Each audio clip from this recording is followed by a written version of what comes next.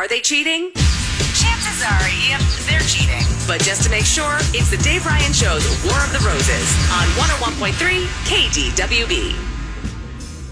Fallon, people listen to the show all over the place. I always say, you know what, you listen in Tampa, there's way better stations than us in Tampa. Yeah, absolutely. You're not in Tampa, but you're not in the Twin Cities. You're somewhere warm and south, right, Megan? Yes, it is. Yeah, it's pretty nice. So it is chilly here because it's wintertime.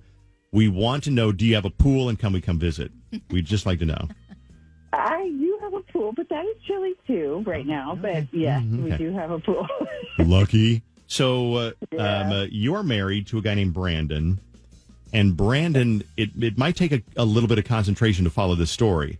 But Brandon you're going to call him in a second to see whether he's going to send roses to you or somebody else on War of the Roses. So tell me, what's your backstory on this?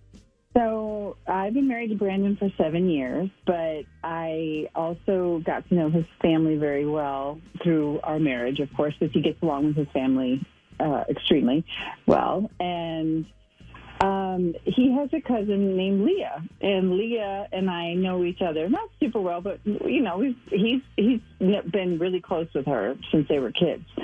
And Brandon, I guess, went to her and told her that he has been having feelings for some woman that he works with named Nikki, because they were, you know, they've just become friendly at work, I guess, and then they're texting and doing.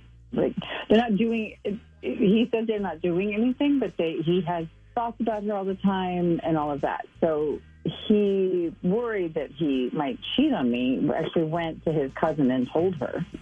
Oh. And, yeah, and they've been really close, but I was kind of surprised. She called me and said, you know, let's go get coffee. So we went down to Dunn Brothers and we had coffee, and she told me everything that he had told her, which I was kind of shocked because they've been really close, and she and I know each other, but not really well. But can I just jump in here and say, is that a crappy thing for cousin Leah to do?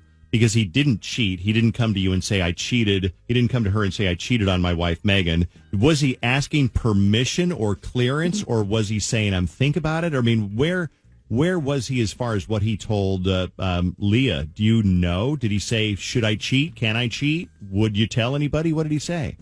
He just said he felt like a horrible person, that he had no intention of leaving me, but I don't want him to not leave me but be cheating on me. So I don't know which one he really was headed towards. Yeah, but some would even, in your spot, say that there was a little bit of emotional cheating happening already. Yeah, and that's what bothers me. Yeah. Well, no kidding. If he says that's all I can think about, and we're texting and flirting, and I'm thinking about, you know, like hooking up with her, that's pretty bad right there. Yeah. I mean, if Jake was doing that with somebody and like didn't even like kiss her or touch her, but still was like attracted to her and thought about her all the time. Yeah, that'd be pretty messed up. So a lot of women. For him to have to tell his cousin, it really bothers me that he even had to tell his cousin versus just like cutting it off himself. I think we've probably said this before on our show, but a lot of women consider the emotional cheating worse than physical cheating. And I know that's hard to understand, but there's like, it can be worse. That kind of makes sense, though, because sometimes you can like excuse a physical hookup easier than you can excuse somebody choosing another person to be emotionally connected and flirtatious with over than you. So, okay, so Brandon, you talk to cousin Leah. You then get a hold of Brandon like right away or the next day. What happened after that? I just been worried about it, and you know, it's been about like a week and a half since this happened. But you talked to Brandon. So as soon as you talked to Leah, though, but you talked to Brandon like on the drive home from Dunn Brothers, or when you got home and said, "What the actual hell?" I just talked to Leah. When did that conversation happen? When I got home. Okay. There's no way I could do it without this driving. Okay. So I was furious. So he says nothing happened. He says that he's sorry. He says it's over, like in his head. But that's the problem. When it's just a hookup, you just think they're going to forget about it. But how do I know all those times we weren't sitting in the room together, or together, that he's sitting there thinking about this woman, Nikki? So I just can't get it out of my head that even though he's told me all of this, that that I don't know if he's really over it. Do you I know don't blame Nikki? Have you you. ever met Nikki before? No. Okay. No. So you don't know anything about her, really? Just like No, it makes me crazy too because now I'm thinking about her. Oh, absolutely. I'd be deep sea diving. I'd be on her LinkedIn. I'd be on her YouTube. I'd be finding her on TikTok, Instagram, Twitter. What does she have? You know, I'm looking up Yeah. every detail. And it's hard because I don't know anything because of everything that's going on. We're also separated, so it's just I don't know. I don't know when he's talking to her, if he's talking to her, and every time he's texting or doing work stuff online, he could be texting her yeah. right in front of me.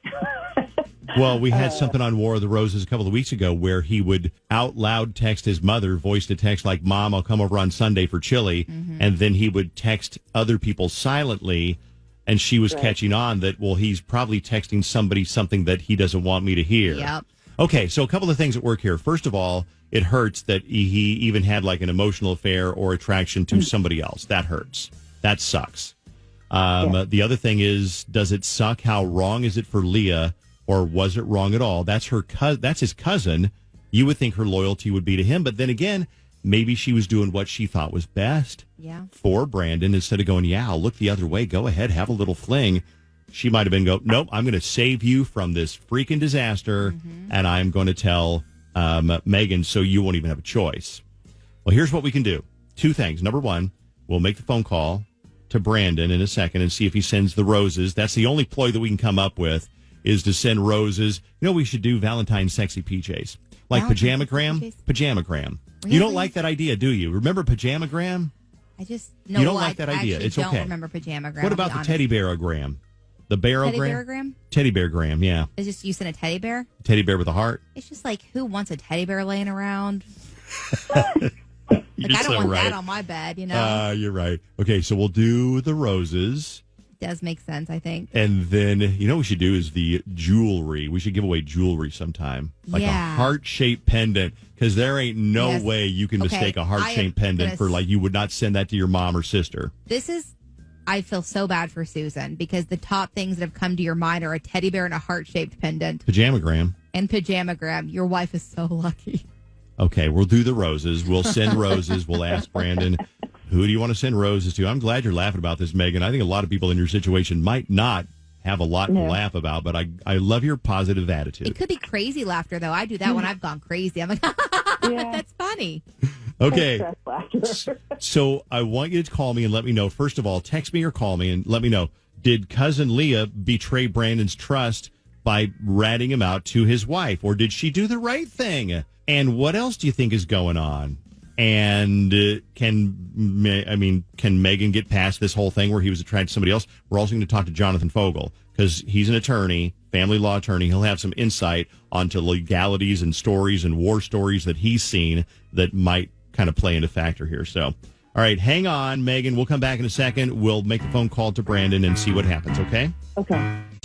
We got a lot of texts on this. Leah absolutely did the right thing by taking her out for coffee to respectfully tell her we need more honesty in this world.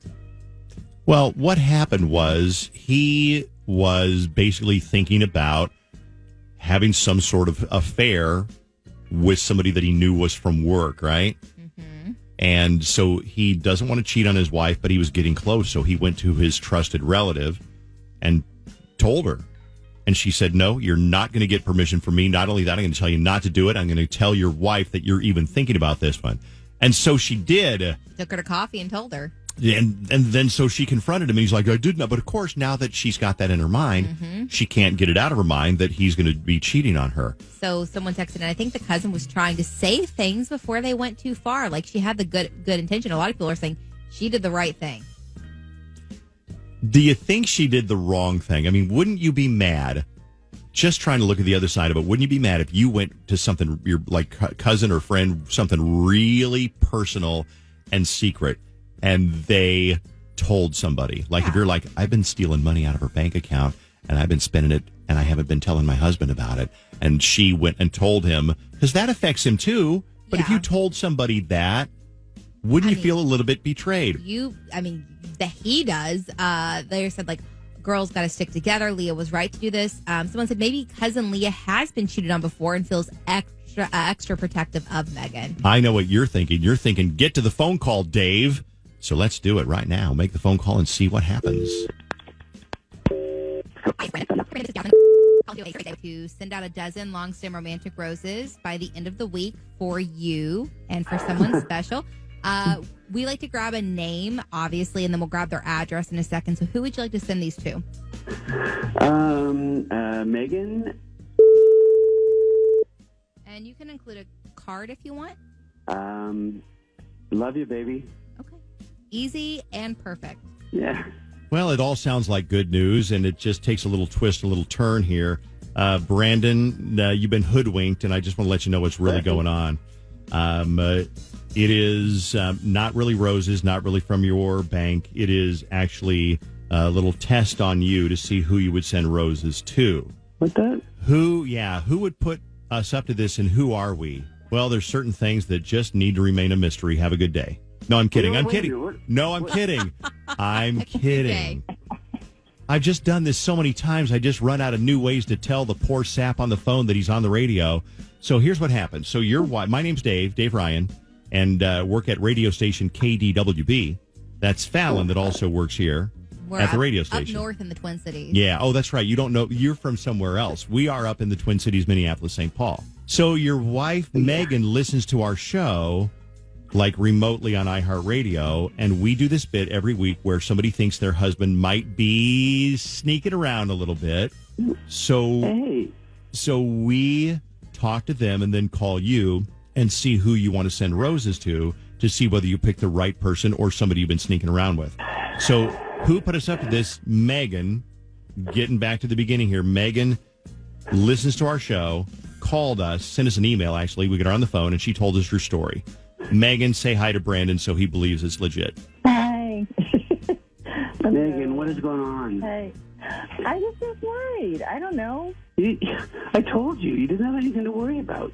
Well, you must know exactly what we're talking about then, because this is the story about your cousin Leah and your conversation about how you went to Leah about Nikki at your work, and you talked to cousin Leah, who you really trust, and you really confided in and said, I'm thinking about this girl way too much, and I don't know what it's going to turn into, and I don't know what your conversation was. But that's when cousin Leah said, screw you, you're not going to cheat on Nikki, or I'm not going to cheat on Megan. I'm going to tell her myself. So we now know that's how Megan found out about Nikki. Yeah. I just needed to talk to somebody, and, I was confused. I just had to get it off, get my head straight. That's all. And I never was going to cheat or anything. But you admitted that you had, and listen, I'm not trying to play like relationship counselor, but you admitted you had some pretty serious, feelings for this girl named Nikki. You said in the email, she's on my mind all the time. Has that changed? Or, you can be honest. You don't. You can hang up if you want to, but you can be honest and tell us. No, I'm not going to hang up. It's totally changed. I was a little confused. I was thinking about her a lot, but the more I thought about it, the more I thought that is something I will never do. Megan, you mean too much to me. I'm never going to do that to you. I'm sorry. I'm sorry I had those thoughts. I'm sorry that I went there, but it's like you don't have anything to worry about. I'm not interested at all anymore. So it's just kind of a passing thing.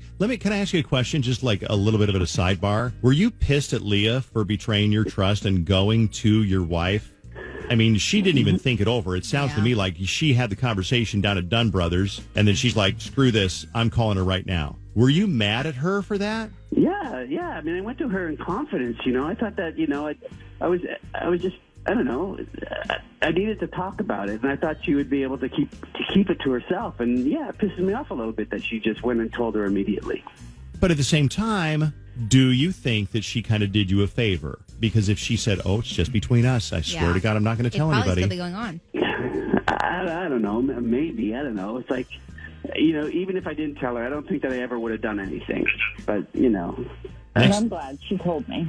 Okay, well, next time you have a problem, are you going to call Leah, or are you going to call somebody else, or are you going to keep it to yourself? Well, you know what? There's not going to be a future problem, but I don't think I'm going to talk to Leah anymore. I don't blame you. I wouldn't confide in her either. Yeah. So are you guys okay? You've been through a lot with this, but it's not as bad as it could have been, it sounds like. Are you guys okay? I'm relieved. And I'm sorry. Hey, by the way, I have one other thing to drop on you, Brandon. No. Megan invited Fallon and I down to swim in your pool, so we'll see you in a couple of weeks. Gonna get awkward. Yeah. You guys take care. You guys All right, can thanks. down. Here's something I learned on War of the Roses. What? They didn't know they had Dunn brothers like all over the country. I've seen it. Yeah, I thought they were, and then someone else said that's a Minnesota company, and I Googled it. I'm like, it was discovered here, but it's a franchise. They have them all over. What about Starbucks? Is that all over the place too? No, that's just a Minnesota Just local company. it's a Minnesota company. Yeah, it's based. What we got to do is the original location's down on Hennepin. They have a mermaid out front. It's really cool. You should go get your picture there, where the first Starbucks coffee was made downtown on Hennepin. Here's something you didn't know. I was going to make a joke that Rick James is from Chanhassen. Okay, we both got to move on. We got to move on. We're both stupid. This is where we need somebody intelligent No and kidding. educated to jump in and tell us what's really up. Fogel Family Law, Jonathan Fogel, family attorney, family law, who's helped out and seen pretty much everything. Morning, Jonathan. Good morning. How are you guys? Hey. I like that intro. So I'm the person that's educated. You are way more educated than us. I mean, you went to 3 or 4 years of online law school. Online. It was correspondence. All right? Oh, nice. Where did you get your law degree? I'm only curious. Yeah, I got it at William Mitchell Law School over in St. Paul. Very prestigious. Very nice. Okay. That's legit. This is why he's had 25 years of successful experience. What do you take away from War of the Roses today? Do you have anything like this to remind you of? You know, what I took away is how sometimes family members can get overly involved in people's lives, and especially in a divorce case. And it reminded me of an example that I had a case years ago where the family members got overly involved. I was representing a husband who actually, we found out during the divorce that he was having an affair with his wife's sister. Wife's sister. Yeah, the wife's sister. Now, this is going to get complicated. Now, you got to follow it, just like War of the Roses today. When they got divorced, he ended up marrying the wife's sister. Yeah. Okay? But now, even more bizarre is that after the divorce, his wife ends up marrying his brother. No way. Seriously? Yeah. They were away. I mean, look, these stories, I can't make them up, really. It gets a little bit bizarre and crazy, and I guess the heart wants what the heart wants. I just think that Thanksgiving and family gatherings were probably awkward after that. I would imagine so. Now, how were they in this divorce? Is the word acrimonious, does that mean when they fight all the time, acrimonious, or does that mean they get along? Acrimonious. No, amicable would be getting along. Acrimonious is when they're fighting. And look, it wasn't too bad. I mean, I'll be honest with you. It was one of those situations where I assumed that it would be very acrimonious. It would be a lot of fighting, a lot of hard feeling. But it almost seemed awkwardly normal for them to kind of move forward with that kind of arrangement. So, I was going to ask you too, because there's a lot of people in that situation when they say, you know what, I'm going to get a divorce. Probably both sides were like, whew. But sometimes you've run into couples that are not ready to get a divorce because somebody goes and tells their husband, I want a divorce, and the husband's like, no, we need to work it out. Or they're not psychological, because you help out people who are struggling to even get to that point. Yeah? Absolutely. I mean, my job as a family law attorney, right, is I have the training and the experience to help people get divorced from a legal perspective. But I've realized over the years that there's also a psychological divorce that needs to take place. Oh, yeah. And a lot of times people aren't ready. And so part of my job and part of what I do is work with a team of people to either help people get ready or maybe to help them slow down so the other partner, the person that they're divorcing, can get ready. And I work with therapists or financial people or, even realtors or other people that can help someone be more psychologically prepared for it. Because a lot of times it comes out of complete blue, right? And other times, like you said, they're like, oh, my God, thank God you're the one that said it because I was so ready. Very interesting. You want to find out more because you know what? I think I don't want to speak for you because I think there's a lot of people, even I know a lot of people who are like, I'm not really very happy, but the whole procedure sounds like a nightmare. And I'm like, really? In 10 years, are you still going to feel the same way and lose 10 years of your life? So never encourage a divorce, but sometimes it's a fact of life. Don't know where to start? Start with a call to Jonathan Fogel. Find him online. Fogel Family Law, Fogel. 25 years of experience, free consultations, yes? Still free consultations, absolutely. All right, see Jonathan online, Fogel Family Law. Counselor, we'll talk to you next week, okay? All right, talk to you guys soon. Take care. Thanks so much. I'll be damned. Someone texted in that they said found the first Starbucks was founded in Seattle, Washington, not Minnesota, and they're actually all That's over not the true. world. That's not true. I've No. literally been to Seattle, Washington, and I was like in the main area. You never saw Starbucks. What's the area? Like, what's the main area in Seattle that people go to? That Portland. popular? Portland. Yeah. No, the main area where they throw the fish, and they throw the fish. Fisherman's Wharf. Yeah, exactly. I went to Fisherman's Wharf in Seattle, and there weren't any Starbucks. And that's like a main area. So I'm going to guess if it was think they got that founded wrong. in Seattle, then it'd probably be in one of those main locations. I would think so. At the Fisherman's Wharf.